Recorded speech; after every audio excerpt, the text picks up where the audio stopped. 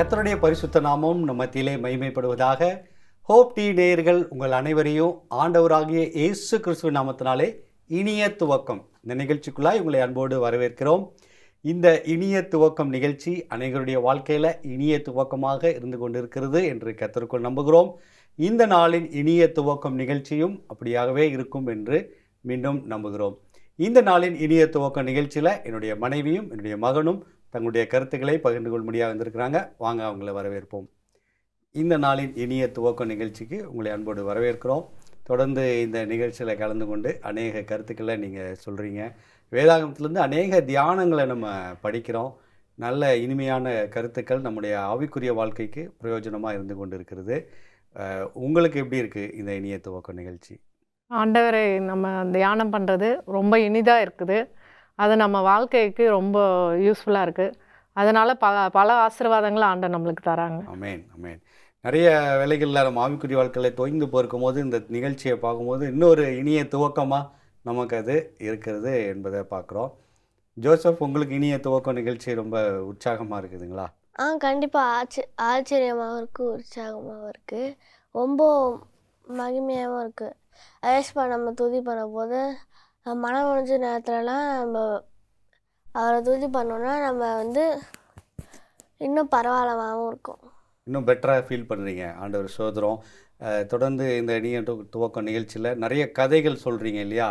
உங்கள் கதைகள் நிறைய பேருக்கு ஆசீர்வாதமாக இருக்குதான். இன்றைக்கி என்ன கதை சொல்ல போகிறீங்க? இன்றைக்கி த Potter and the clay. Potter and the clay அந்த கதையை சொல்ல போகிறீங்க. ஆமாம், சொல்லுங்கள். ஒரு பாட்டர் கிளே எடுத்துக்கிறாரு. ஒரு பாட்டர் ஒரு கிளே எடுத்துக்கிட்டாரு. கிளே எடுத்துகிட்டு என்ன பண்ணுறாருன்னா உருட்டு கட்டையில் போட்டு அடி நடிக்கிறாரு. போட்டு எடுத்து உருட்டு கட்டையில் போட்டு அடி நடிக்கிறாரு. அதை சுருட்டி ரோல் பண்ணி அதை அடி நடிக்கிறாரு. அப்போ அது ரொம்ப அழு ஃபீல் பண்ணுது, கத்துது விட்டுருங்கன்னு. ஆனால் அந்த மாஸ்டர் சொல்கிறாரு நாட் எட், இன்னும் முடியல அப்படின்னு சொன்னோன்னே இதுக்கும் கோவம் வந்துருச்சு. பக்கத்தில் டீ கப் வாங்கிச்சா, அது பக்கத்தில் ஒரு ஸ்பின்னிங் வீல் இருந்துச்சு. ஸ்பின்னிங் வீலில் விட்டு பண்ணிகிட்டு இருந்தாங்க. ஸ்பின்னிங் வீலில் விட்டு பண்ணும்போது ஆரம்பிக்கிறதுக்கு முன்னாடியே அந்த பக்கத்தில் டீ கப் சொன்னிச்சான், எனக்கு ரொம்ப டிஸியாக இருக்குது, மாஸ்டர் நம்மளை போட்டு சுற்றுன்னு சுற்றினாரு அப்படியே அப்படின்னு சொல்கிறதுக்குள்ளே அந்த டீ கப் போட்டு சுற்ற ஆரம்பிச்சிட்டாரு. பயங்கரமாக சுற்றி அவருக்கு டிஸி ஆயிடுச்சு. அந்த கிளேக்கு அந்த கிளேக்கு ரொம்ப டிஸி ஆயிடுச்சு. டிஸி ஆனோடனே அது தலை சுற்றி கீழே உள்ள மாதிரி போயிடுச்சு. அப்போது அடுத்து பெயிண்ட் பண்ணி ஃப்ரெஷ்ஷாக பெயிண்ட் பண்ணிவிட்டு அவனுக்குள்ளே வச்சிட்டாரு. திரும்ப அந்த கிளே அவனுக்குள்ளே வச்சுட்டாங்களா? ஆமாம், ஹீட்டு போட்டு. அது செம்ம ஹீட்டாக இருந்துச்சு அப்படின்னு, செம்ம ஹீட்டாக இருக்கு ஐயோ இல்லை அப்படின்னு. இன்னும் அந்த ஸ்பின்னிங் வீலில் நிறுத்துங்கன்னு சொன்னா விடலை, நாட் எட், இன்னும் முடியலன்றாங்க. இதுலேயும் விட்டுருங்கன்னா நாட் எட், இன்னும் முடியலன்னு சொல்லிட்டாரு இந்த மாஸ்டர். இந்த கிளேயும் எவ்வளோ கத்தி அழுதும் பாட்டுச்சு, அது உள்ள திடீர்னு எடுத்தார். டோர் ஓப்பன் பண்ணிச்சு, அந்த அவனோட டோர் ஓப்பன் பண்ணி வெளியே எடுத்தார். வெளியே எடுத்து என்ன பண்ணாங்க? திரும்ப அவர் வெளியே எடுத்துட்டு இது பண்ணார். அதை ஒரு இடத்துல வச்சுட்டாரு, கூலிங்கான இடத்துல வச்சுட்டு கூல் பண்ணிவிட்டு அதை அப்படியே இது பண்ணிட்டார், பெயிண்ட் பண்ணிட்டார். பெயிண்ட் பண்ண போது குசுன்னு நிறுத்துங்க அப்படின்னு சொன்னார். ஆனால் அவர் நிறுத்தலை. திருப்பி எடுத்து அவனுக்குள்ளே வச்சாங்க. ஆனால் கூலாக இருக்குது, நம்ம நல்ல வேலை கூலாக இருக்குன்னு நினச்சிட்டு இருந்துச்சு. திருப்பி எடுத்து அவனுக்குள்ளே வச்சிட்டாரு. இதுதான் 2 மடங்கு ஹீட்டு அதிகமாக. அழுது கத்தி பார்க்குது, ஆனால் ஒன்றுமே வேலை செய்யலை. அவ்வளோதான் நம்ம வாழ்க்கையே முடிய போகுதுன்னு நினச்சா டோர் ஓப்பன் ஆயிடுச்சு. டோர் ஓப்பன் பண்ண போய் இன்னொரு தடவை பெயிண்ட் பண்ணுறாங்க. நல்லா அழகாக பெயிண்ட் பண்ணி வச்சுருக்காங்க. முன்னாடி ஸ்டார்டிங்கில் ரெட் கலரில் இருந்துச்சு இந்த கிளே. நல்லா அதை ஸ்ப்ரே பண்ணி கழுவி நல்லா பண்ணியிருக்காங்க. அப்போது ஹார்டாக சாலிடாக செம்மையாக இருக்கனால டீ கப்பாக மேட் ஆயிடுச்சு. இப்போ எதுக்கு அப்போ ஒரு மிரர் எடுத்து காட்டுறாரு, இங்கே உன்னையே பார்த்துக்கோ அப்படின்னு. அந்த கிளே அதே பார்த்து, அது நான் கிடையாது, அது நான் அழகாக இருப்பேனா, நான் அழகு அப்படின்னு சொல்லிடுச்சு. அது ஆனால் இவ்வளோ அழகாக இருக்கேன் அப்படின்னு நினச்சி. ஆமாம், இது சம்பவம் எங்கே நடந்துச்சுன்னா, ஒரு கப்பல் இங்கிலாந்துலேருந்து வராங்க ஷாப்பிங் பண்ண இங்கிலாந்துலேருந்து அவங்க 25th ஆனிவர்சரி எல்லாத்தையும் ஷாப்பிங் பண்ண வராங்க. இங்கிலாந்துக்காரங்கன்னா ஸ்டோர்ஸ்லாம் அவங்களுக்கு ரொம்ப பிடிக்கும். ஷாப்பிங் பண்ண வந்து ஒரு டீ கப் எடுக்கிறாங்க. ஒரு லேடி அந்த சர்வர்கிட்ட கேட்குறாங்க, டீ கப் எடுத்து கொடுக்க முடியுமான்னு. எடுத்து கொடுக்குறாங்க கஸ்டமருக்கு. கொடுத்தோடனே அந்த கப்பில் எடுத்து நல்லா இருக்கேன்னு பார்க்குறாங்க. அந்த கப்பலுக்கு வந்து பாட்டரிஸை அந்த ப்ரெசர்வேஷன்லாம் அவங்களுக்கு பிடிக்குமா. அதில் எடுத்து பார்த்தோன்னே ரொம்ப பிடிச்சி போயிடுச்சு. ஆனால் அதுக்கப்புறம் தான் இந்த டீ கப் பேசி அவங்ககிட்ட சொல்லுது, நான் இவ்வளோ கஷ்டப்பட்டேன் அப்படின்னு. நான் இவ்வளோ அழகாக வர்றதுக்கு இதெல்லாம் கடந்து வந்தேன் அப்படின்னு அது அந்த கப்பல்கிட்ட பேசுனிச்சா? ஆமாம். இதோட நம்ம ஹார்டாக ஈஸியாக சும்மா உட்காந்துட்டு நம்ம ஈஸியாக இருந்தோன்னா யாருமே நம்மளுக்கு பிடிக்காது. ஹார்ட் ஒர்க்கும் ஸ்மார்ட் ஒர்க்கும் பண்ணலன்னா நம்ம யாருமே நம்மளுக்கு பிடிக்காது. நம்ம கஷ்டப்பட்டு பெயினை தாண்டி வந்தால் தான் நம்மளால் எல்லாருக்கும் பிடிச்ச மாதிரி இருக்க முடியும், எல்லாருக்கும் பிரயோஜனமாக இருக்க முடியும். ஆமாம். கர்த்தருக்கு ஸ்தோத்திரம். நல்ல கருத்து சொன்னீங்க. நம்ம வழியை தாண்டி வரணும். ஏசப்பா நம்மளை அந்த நேரம்லாம் என்ன பண்ணுறாங்க, நம்மளை ஷேப் பண்ணி அழகுபடுத்தி நம்மளை நேர்த்தியாக கொண்டு வராங்க, அப்படி தானே? ஆமாம். ஒரு வசனம் சொல்ல ஆசைப்பட்றேன். சொல்லுங்கள். 1 கொரிந்தியர் 10:13 வாசிங்க. 1 கொரிந்தியர் 10:13. மனுஷருக்கு நேரிடுகிற சோதனையே அல்லாமல் வேறே சோதனை உங்களுக்கு நேரிடவில்லை. தேவன் உண்மையுள்ளவராக இருக்கிறார். உங்கள் திராணிக்கு மேலாக நீங்கள் சோதிக்கப்படுவதற்கு அவர் இடங்கொடாமல் சோதனையை தாங்கத்தக்கதாக சோதனையோடு கூட அதற்கு தப்பிக்கொள்ளும்படியான போக்கையும் உண்டாக்குவார். ஆமென். நல்ல ஒரு வசனம், கதைக்கேற்ற ஒரு நல்ல வசனம் ஜோசப் சொல்லியிருக்கிறாங்க. மனுஷருக்கு நேரிடுகிற சோதனை தான் உங்களுக்கும் இருக்குது. அந்த சோதனை எவ்வளோ, அதாவது திராணிக்கு மேலே சோதிக்கப்படுவதற்கு ஆண்டவர் இடம் கொடுக்க மாட்டார் அப்படின்னு சொல்லியிருக்குது. ரொம்ப அழகான வசனம், நல்ல ஒரு கதை. நம்ம இதை குறித்து மேலும் படிக்கலாம் ஒரு சிறிய இடைவேளைக்கு பின்னாடி. நேயர்களே, ஒரு சிறிய இடைவேளைக்கு பின் இனிய துவக்கம் இந்த நிகழ்ச்சி மீண்டும் தொடரும். நேயர்களே, இடைவேளைக்கு பின் இனிய துவக்கம் இந்த நிகழ்ச்சிக்குள்ளாய் மீண்டும் உங்களை அன்போடு வரவேற்கிறோம். இடைவேளைக்கு முன்னாடி இனிய துவக்கம் நிகழ்ச்சியில் ஜோசப் அழகான ஒரு கதையோடு ஆரம்பித்தார். ரொம்ப அழகான ஒரு வசனத்தையும் அதற்கு மேற்கோள் காட்டினார். எப்படி அந்த டீ கப் அழகாக செய்யப்படுவதற்கு என்னென்ன ஸ்டேஜஸ்லாம் தாண்டி வருது, அதை முதல்ல போட்டு அடின்னு அடிக்கும் போது அதை என்ன பண்ணுறாங்க, அதை அழகாக உருவாக்குறாங்க, அதை சாஃப்டாக்குறாங்க, ஸ்பின்னிங் மில்லில் வச்சு நல்லா நேர்த்தியாக அதை கொண்டு வராங்க. அதுக்கப்புறம் அதுக்கு பெயிண்ட் பண்ணி திரும்ப அவனில் வச்சு அதை ஹீட் பண்ணி அதை உறுதியாக்கி திரும்ப அதை எடுத்து கூல் பண்ணி திரும்ப பெயிண்ட் பண்ணி அழகாக நேர்த்தியாக அது பெயிண்ட் பண்ணும்போது அந்த ஸ்மெல்லாம் அடிக்கும்ல, அதெல்லாம் தாங்க முடியாமல் அது கத்துனா கூட உன்னை இதெல்லாம் பண்ணாதான் நீ அழகாவ அப்படின்னு சொல்லி திருப்பி 2 மடங்கு ஹீட்டில் போட்டாங்க. திரும்ப 2 மடங்கு ஹீட்டில் போட்டு அதை அழகாக கொண்டு வராங்க. அப்போ தான் அந்த கப்புள்ஸ்க்கு வந்து அதை அழகாக பிடிக்கக்கூடிய அளவுக்கு அதனுடைய மதிப்பை கூட்டுறாங்க அப்படின்னு சொல்லி பார்க்குறோம். அப்படி தானே? ரொம்ப அழகான கதை சொன்னீங்க ஜோசப். இது நம்ம வாழ்க்கையில் ரொம்ப ஒரு அர்த்தமுடையதாக இருக்குது. சில நேரங்கள் ஆண்டவர் ஏன் இதை அனுமதிக்கிறார், இதை என் வாழ்க்கையில் ஆண்டவர் கொடுக்குறாங்க, இப்படி ஒரு பாடுகள் போராட்டங்கள் வேணுமா எனக்கு, இதெல்லாம் நான் தாண்டி வரணுமான்னு நினச்சா நம்மளை உறுதியாக்கி அவருக்காக சாட்சியாக நிறுத்துகிறாங்க ஆண்டவர், இல்லைங்களா? அது அப்படி தான் அந்த அந்த பாட்டர் வந்து அந்த கிளேயை, அந்த களிமண்ணை அழகாக உருவாக்கி நேர்த்தியான ஒரு கப்பாக எல்லாரும் விரும்பத்தக்க ஒரு கப்பாக மாற்றுறாங்க. இன்றைக்கும் நம்ம பிரச்சனைகள் போராட்டங்கள்லாம் தாண்டி வந்தால் தான். ஆனால் இந்த பிரச்சனைகள் போராட்டங்களில் பார்த்தா ஆண்டவர் நமக்கு எவ்வளோ தாங்க முடியுமோ அவ்வளோதான் அனுமதிக்கிறாங்க. அந்த கிளே எவ்வளோ தாங்குமோ, அந்த களிமண் எவ்வளோ தாங்குமோ அவ்வளோதான் அனுமதித்து அதை கொண்டு வராங்க அப்படின்னு பார்த்தோம். நல்ல கருத்து சொன்னீங்க ஜோசப், தேங்க்யூ. நம்ம இப்போ இந்த நிகழ்ச்சியின் இந்த பகுதியில் நம்ம எதை குறித்து நம்ம படிக்க இருக்கிறோம்? இந்த பகுதியில் நம்ம வந்து ஆண்டவருக்காக சாட்சியாய் வாழ்ந்தவர்களை குறித்து நம்ம பார்த்துட்ருக்கோம். தங்களுடைய சாட்சியின் ஜீவியத்தால் மற்றவர்களை ரட்சித்தவர்கள், ஆண்டவரை பற்றி வெளிப்படுத்தினவர்கள், அவர்களை பற்றி பார்த்துட்ருக்கோம். இன்றைக்கி வந்து நம்ம வந்து யோசேப்பை பற்றி நம்ம பார்க்க போகிறோம். ஜோசப் பற்றி நம்ம படிக்க போகிறோம். சொல்லுங்கள். ஜோசப் பார்த்திங்கன்னா, இப்போது யோசேப்பு ஒரு ஸ்டோரி சொன்னாங்க. எப்படி ஒரு கப்பு உருவாக்குறதுக்கு அந்த கப்பு எவ்வளோ பாடுகளையெல்லாம் தாண்டி வருது அப்படின்னு சொல்லி. யோசேப்பும் அப்படி தான். சின்ன வயசுலேயே அவர் வந்து நிறைய கஷ்டங்களை தாங்கி எல்லா பாடுகளிலும் ஆண்டவரை மகிமைப்படுத்துகிறவராக இருந்தார். அவங்க சகோதரர்கள் மத்தியிலையும் வளரும் போதும் அவருக்கு ஒரு சாட்சியுள்ள வாழ்க்கை இருந்துச்சு. அதே மாதிரி அந்த சகோதரர்கள் செய்கிற குறைகளை குற்றங்களை வந்து அவர் பார்க்குறாரு. இதுதான் தப்பு, இது சரி அப்படின்னு அந்த நிதானித்து அறிகிற அந்த ஒரு மனப்பக்குவம் வந்து யோசேப்புக்கு சிறு வயதிலே இருந்துச்சு. நல்லது இதுதான், இவங்க செய்கிறது தவறு அப்படின்னு சொல்கிறாங்க. அதே மாதிரி அந்த டைமில் ஆண்டவர் அவரோடு இருந்தார், யோசேப்போடு கர்த்தர் இருந்தார் அப்படின்னு சொல்லிட்டு நம்ம வாசிக்கலாம்.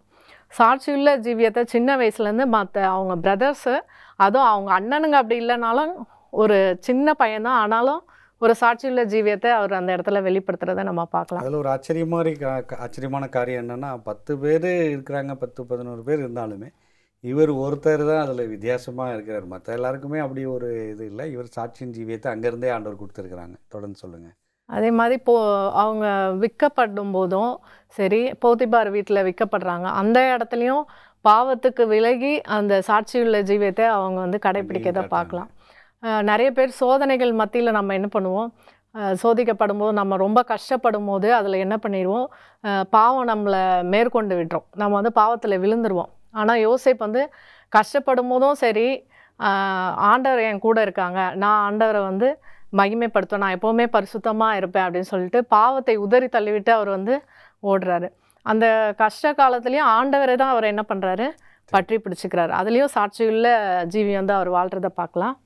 ஜெயிலில் பார்த்திங்கனாலும் அந்த இடத்துலையும் ஆண்டவரை பற்றி தான் அவர் மகிமைப்படுத்துகிறாங்க. கர்த்தர் அவரோடு இருந்ததுனால அந்த சொப்பனங்கள் சொல்லப்படும் போது அதுக்கு அர்த்தத்தையும் விளக்குறதுக்கு ஆண்டவர் அவருக்கு கிருபையை கொடுக்குறாங்க. நம்ம ஆண்டவரோடு இருக்கும் பொழுதும் ஆண்டவர் நம்மளோடு இருக்கும் பொழுதும் நிறைய காரியங்களை ஆண்டவர் நம்மக்கிட்ட பேசுகிறதுக்கு ஆசைப்படுறாங்க. நம்ம சாட்சியுள்ள ஜீவித்தாதான், பரிசுத்தமாக வாழ்ந்தாதான் ஆண்டவர் நிறைய காரியங்களை நம்மக்கிட்ட வெளிப்படுத்த முடியும்.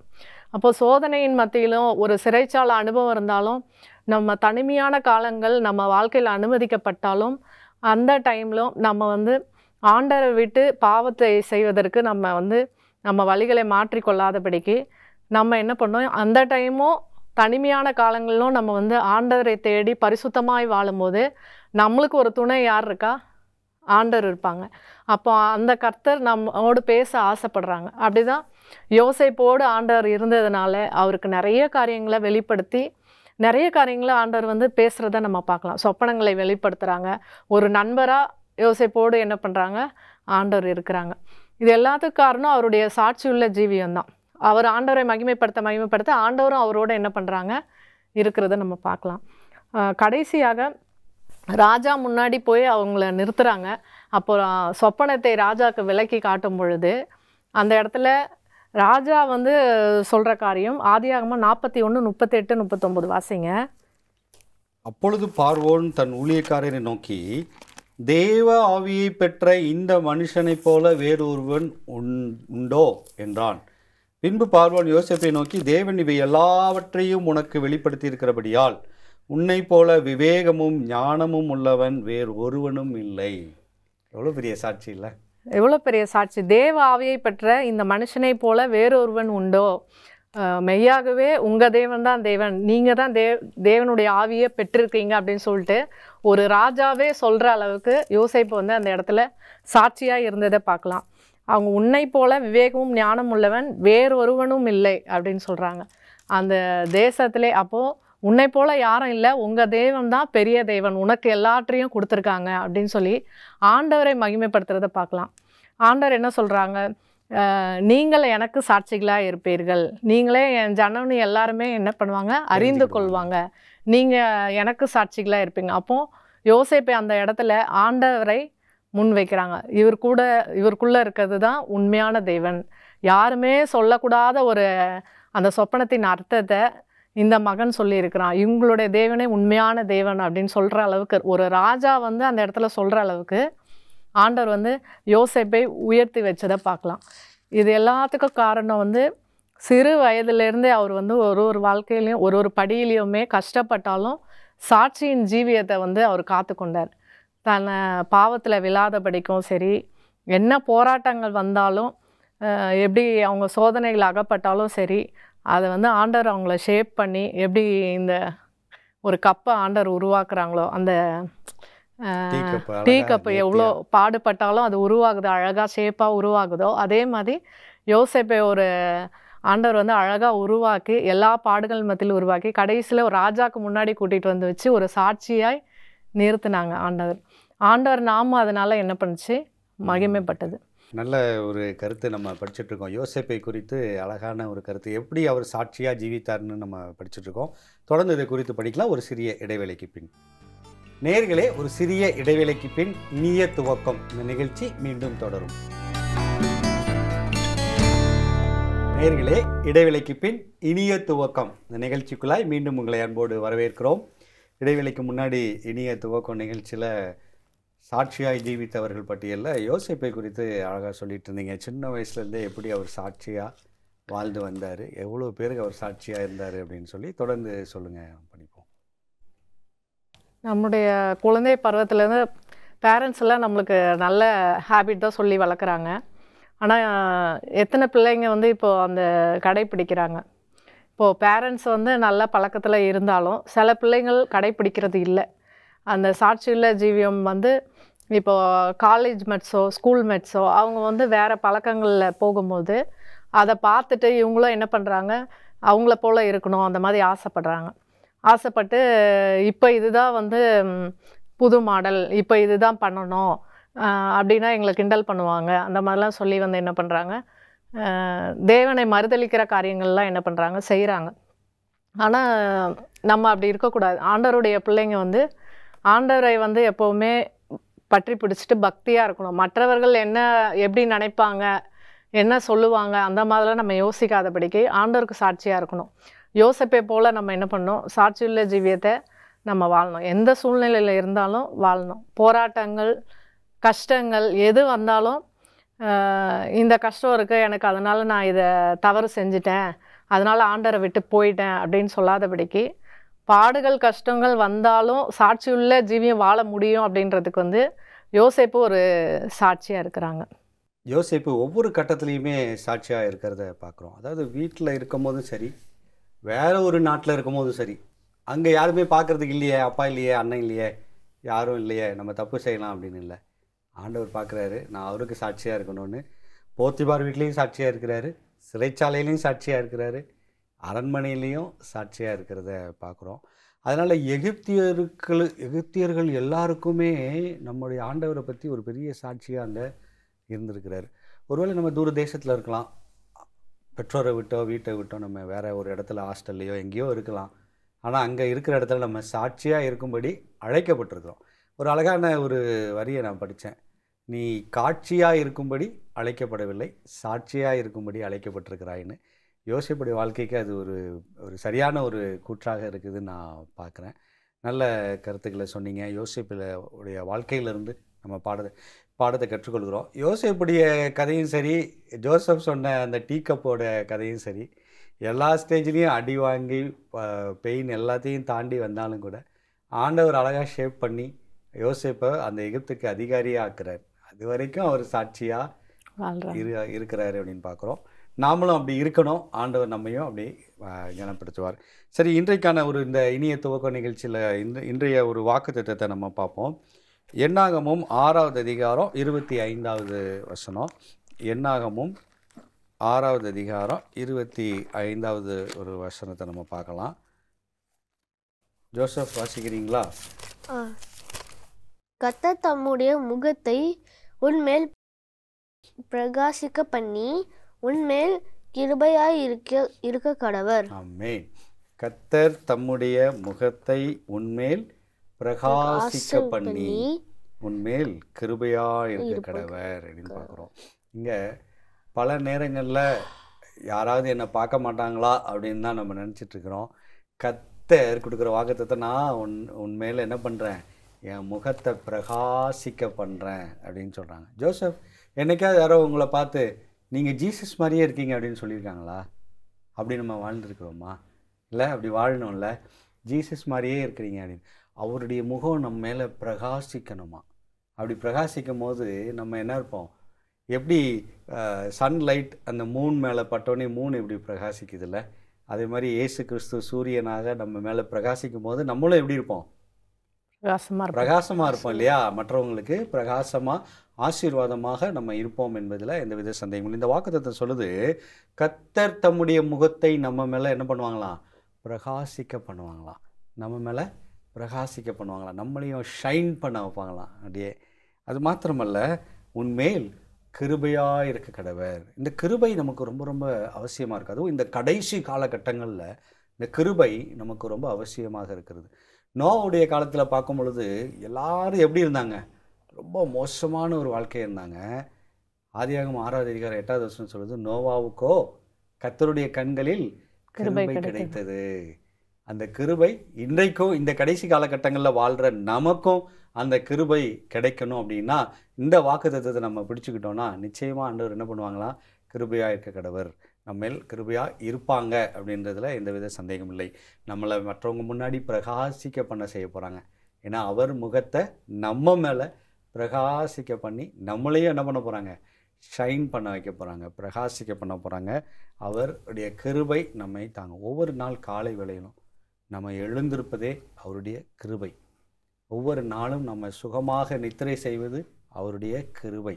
அந்த கிருபை இந்த கடைசி காலகட்டங்களில் நமக்கு ஆண்டவர் நிறைய கொடுத்து, நோவாவுக்கு கிருபை கொடுத்த மாதிரி நமக்கும் கிருபை கொடுத்து நம்மை பிரகாசிக்க ஆண்டவர் செய்வாராக. இதை பார்த்து கொண்டிருக்கிற யாராக இருந்தாலும் சரி, ஆண்டவர் உங்களையும் பிரகாசிக்க பண்ணுவார், நம்மையும் பிரகாசிக்க பண்ணுவார். நம்ம ஜெபிக்கலாமா? எங்கள் அன்புள்ள ஆண்டவரே, அருமையான இந்த இனிய துவக்கம் நிகழ்ச்சிக்காக நன்றி செலுத்துகிறோம். இந்த இனிய துவக்கம் நிகழ்ச்சியின் வாயிலாக எங்களோடு நீர் பேசினதுக்காக நன்றி ஆண்டவரே. எங்களுக்கு நீர் கொடுக்குற சோதனை எங்களை ஆண்டவரே நீர் மகிமைப்படுத்துகிறதுக்கு, எங்களை பிரகாசிக்க பண்ண செய்கிறதுக்குமா இருக்கிறது ஆண்டவரே. அதை தாங்கிக் கொண்டு நாங்கள் யோசேப்பை போல உமக்காக சாட்சியாக வாழ கிருபை செய்யுங்க ஆண்டவரே. உங்கள் கிருபை எங்களுக்கு இன்னைக்கு, எங்களுக்கு மாத்திரமல்ல, இதை பார்த்து கொண்டு இருக்கிற ஒவ்வொருவருக்கும் ஆசீர்வாதமாக இருக்கும்படியாய் இயேசுவின் மூலம் ஜெபிக்கிறோம் எங்கள் ஜீவனுள்ள நல்ல பிதாவே, ஆமென். ரொம்ப சந்தோஷம். நல்ல கருத்துக்களை ஆவிக்குரிய வாழ்க்கைக்கு பிரயோஜனமாக நீங்கள் பகிர்ந்து கொண்டீங்க. கர்த்தர் உங்களை ஆசீர்வதிப்பாராக. நேயர்களே, இந்த நாளின் இனிய துவக்க நிகழ்ச்சியில் நிறைய பாடங்களை, நிறைய ஆவிக்குரிய காரியங்களை நம்ம கற்றுக்கொண்ட காரியங்களின்படி செயல்படுத்துவோம். நிச்சயமாய் தேவன் நம்மை ஆசீர்வதிப்பார். மீண்டும் மற்றொரு இனிய துவக்க நிகழ்ச்சியில் உங்களை சந்திக்கிறோம். அதுவரை தேவன் உங்களை ஆசீர்வதிப்பாராக. ஆமென்.